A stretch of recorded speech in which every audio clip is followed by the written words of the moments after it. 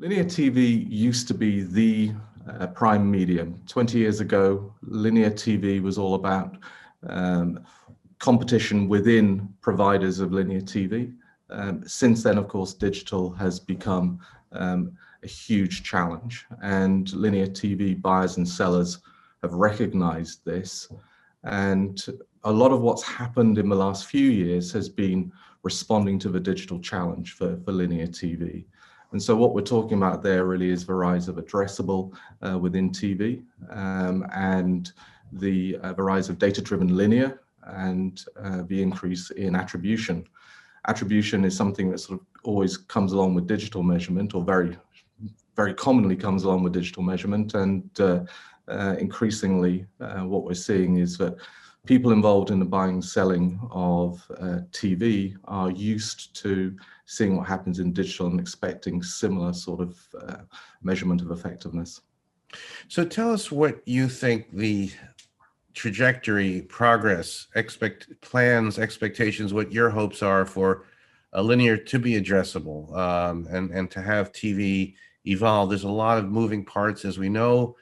You guys are playing an important role, but where do you hope things go, and what are some of the challenges? Well, I think that addressable is certainly something that buyers want. I also think data-driven linear is something that buyers want as well. And to an extent, they're on a spectrum.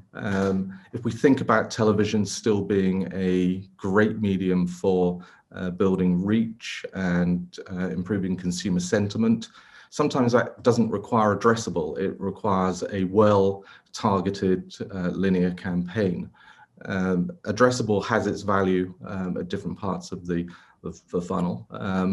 But what I see going forward is these being different tools in the box. So it won't be 100% addressable. It won't be 100% sort of traditional linear or data-driven linear. The buyers and sellers will determine what is likely to be the best approach given the marketing objective.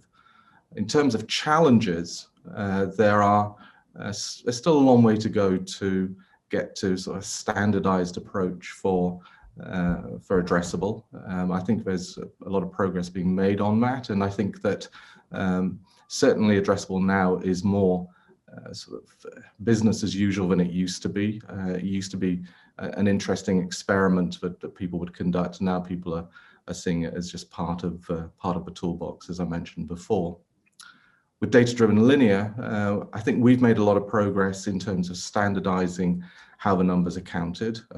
From my perspective, my emphasis is very much data, research integrity, and making sure the numbers are numbers that both buyer and seller can trust. And going away from the standard Nielsen demo ratings involves some statistical challenges, and a lot of what we've done has been try to shine transparency and to introduce standardization in terms of calculating audiences through a group we set up a few years ago called the Advanced Target Standards Group. I think that's made good progress. And I think it's made people more confident to use data-driven linear, to go away from the standard age gender targets to more targeted linear. So what's exciting for you, Pete? You've been in this field for a while. Clip has been one of the pioneers, now part of Xandr. What do you think is exciting for the marketplace? What do you hope to see in 2021? Convergence. And I think people have been talking about cross-platform for well over a decade now, and will continue to talk about it. But I think this year we will see some real progress with that.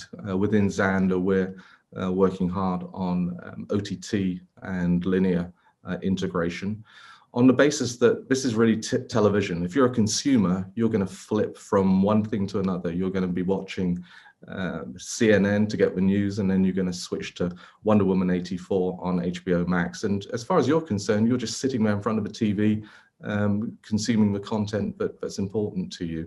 And so for an advertiser and buyers and sellers of advertising, they want to understand the holistic behavior. It isn't as if there are certain people who only watch linear or certain people who only watch OTT. There might be one or two of those, but majority of us are doing both. And so the ability to holistically combine the OTT and linear inventory is really what we're focused on. And I'm excited about that. I think we're making great progress on that. And I think that's going to be a great benefit to both buyers and sellers. Pete, what's the difference in measuring digital devices versus people? What's your point of view on that? I think it's a really important topic as TV has become more digital, and the way that content is delivered to consumers on the big screen is more of a one-to-one experience through OTT connected TVs. TV is now digital.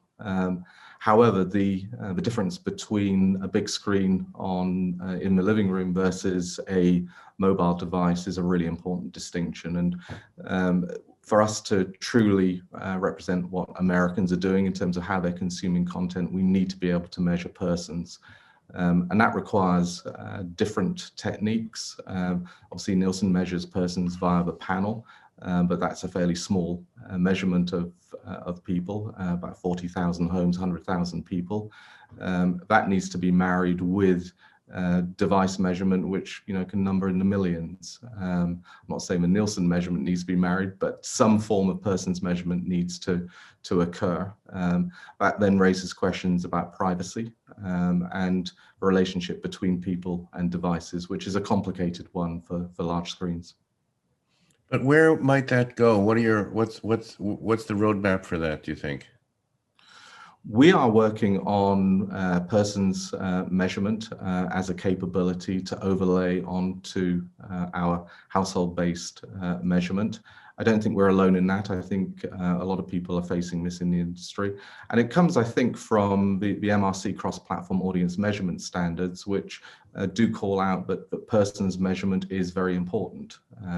We need to go beyond simple device measurement, bearing in mind that people watch ads and people buy products. It isn't the devices, it's the people watching the devices that are responsible.